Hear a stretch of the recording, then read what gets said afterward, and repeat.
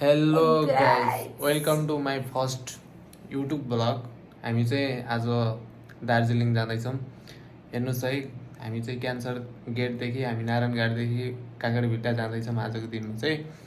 अनि हेर्नुहोस्, हामी छोटो छोटो क्लिप भएर हाल्दै गर्छौँ।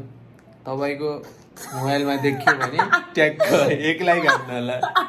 हामी आइपुगेका छौँ क्यान्सर हस्पिटलको जिप काउन्टर है, बस काउन्टर। हामी जाने यहीँदेखि हो, बस आउँदैछ, बसको वेटिङमा छौँ है। हामी एकछिनमा आउँछौँ है। उता कुर्दै गर्मी पनि भएको थियो है, बस पनि आयो। हामी यही बसमा अब सर र काँगडभिट्टा जानेछौँ। यही बसमा हामी काँगडभिट्टासम्मको यात्रा हुनेछ है। सँगसँगै मेरो उनी पनि हिँडिरहेको छिन्, हेर मुसुक्क मुस्कुराउँदै पनि छिन् है। बसको सुविधा यस्तो रहेको छ है, बस राम्रो छ। काँगडभिट्टा जानुहुन्छ भने यता सम्झिन सक्नुहुन्छ, सुविधा पनि राम्रो छ है। हामी अब सिटमा पनि बसिसकेको छौँ।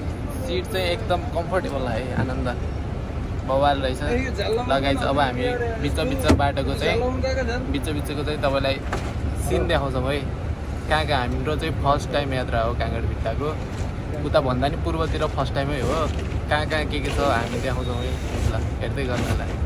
अब चाहिँ हामी नारायण घाटबाट हामी हिँड्यो है।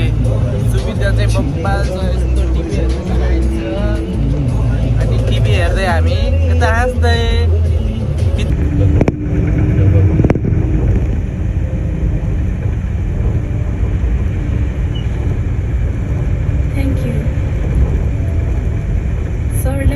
एउटा कुरा सोधौँ?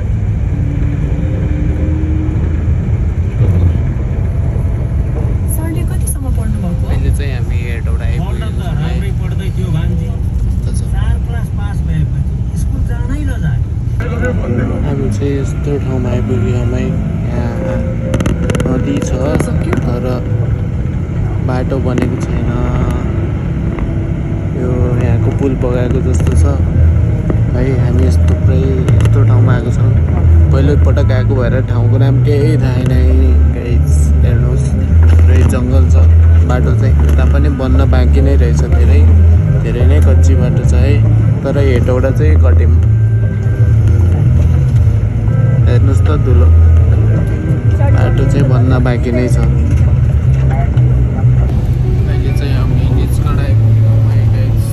तर निद्रा र भोकले हालत पत्ली भइसक्यो, तर गाडी रोकेको छैन। अब रोक्ला जस्तो छ, तर लाइट बालिदियो होइन। तर हालत पत्ली भइसक्यो यार। हामी चाहिँ खाना खानलाई यो निजगढ भन्ने ठाउँमा आइपुग्यौँ है। यही हो हामी बस र अनि यो निजगढ। यहाँ चाहिँ अब हामीले खाना खाने, तर हालत चाहिँ निद्राले हालत पत्ली भइसक्यो। निदै होगेर, तर हामी यहाँ आइपुग्यौँ है। यहाँको खानाको चाहिँ म हेड गरेँ गाइस।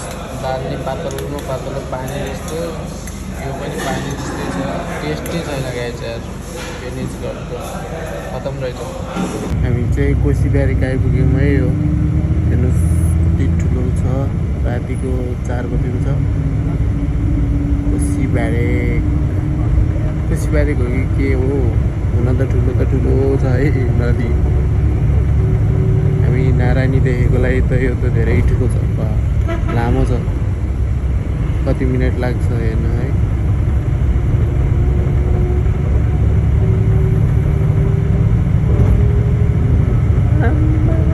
यत्रो कति ठुलो नदी हो के यो पुरै? डुब्छ होला यहाँ त?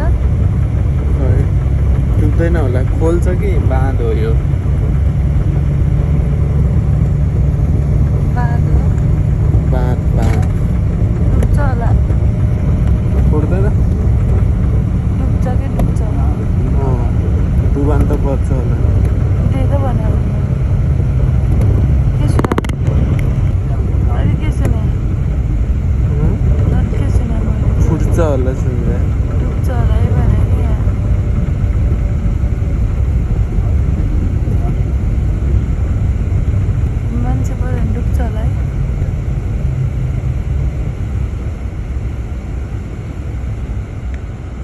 हामी फाइनली परस भएमै ए फेरि डबल आउँदो रहेछ गाइस फेरि घुमी फेरि तर होइन रहेछ है यता चाहिँ ल हामी इटरी आइपुगे अब कता खै त्यो थाहा तर आउनु चाहिँ इटरी आयो है गाइस इटरी बजार यो ट्राफिक कार्यालय रहेछ नियम उल्लङ्घन नगर्नुहोस् है फेरि डाइरेक्ट यहीँ हो नि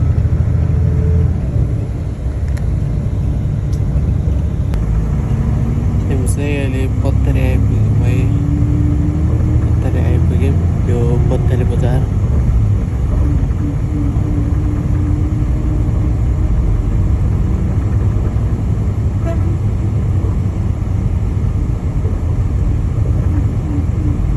बवाल छ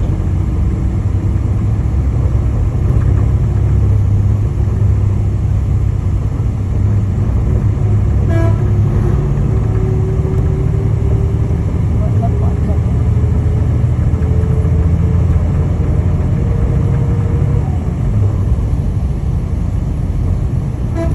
यो बजार चाहिँ मोरङ उर्लाबारी है हामी उर्लाबारी आइपुगेका छौँ अब कति टाइम लाग्छ भन्ने त थाहा होइन अब 1-1.5 घन्टा लाग्छ होला सायद है अझै हामी अब कहाँ भिट्टा गएर भेट्नेछौँ है त लगाइन्छ